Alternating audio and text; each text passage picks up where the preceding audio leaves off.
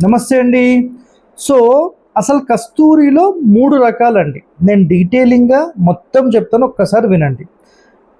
కంప్లీట్‌గా మీకు కస్తూరి అత్తర్ అనేది కంప్లీట్ మంచి స్వీట్ స్మెల్ అనేది ఉంటుంది. సో, నెక్స్ట్ కస్తూరి మస్క్ లేదంటే కస్తూరి బ్లాక్ మస్క్ అనేది ఒకటి ఉంటుంది. సో, ఇదొచ్చేసేసి మీకు స్పెషల్‌గా ఏంటంటే మంచి స్వీట్ స్మెల్‌తో పాటుగా మంచి మత్తుగా ఉండే ఈ మస్క్‌ని దీంట్లో యాడ్ చేస్తారు. సో, ఇది ఒకటి. ఇదేమో బేసిక్ లెవెల్. ఇది next upgraded level.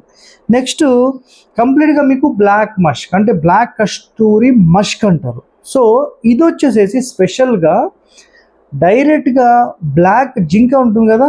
So, black Deere అంటాం కదా! సో, బ్లాక్ డీర్ దగ్గర ఎలాంటి వాసన అయితే వస్తుందో అలాంటి వాసన అనేది బ్లాక్ మస్క్‌లో వస్తుంది.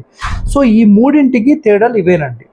అర్థమైందా? సో, చాలామంది దీని కాస్ట్ అడుగుతున్నారు. సో, 900,000 రూపీస్ ఆ రేంజ్ ఉంటాయన్నమాట ఇవి. సో, ఇవి ఎలా రాసుకోవాలి అంటే ఇంట్లో ఉన్నప్పుడు బయటికి మనం ఎండలో వెళ్ళకపోతే మంచి ఏసీ రూమ్స్‌లో ఉంటే మీరు ఎనీ టైమ్ దీన్ని వాడుకోవచ్చు. స్నానం చేసిన వెంటనే హ్యాండ్‌కి ఇలా మొత్తం రాసుకొని మంచి రబ్ చేసుకొని అట్లా పెట్టేసుకుంటే ఆటోమేటిక్ ఆ స్మెల్ అనేది చాలా అద్భుతంగా మీకు సాయంత్రం వరకు ఉంటుంది. ఎండలో వెళ్తే మాత్రం స్పాయిల్ అయిపోతుంది.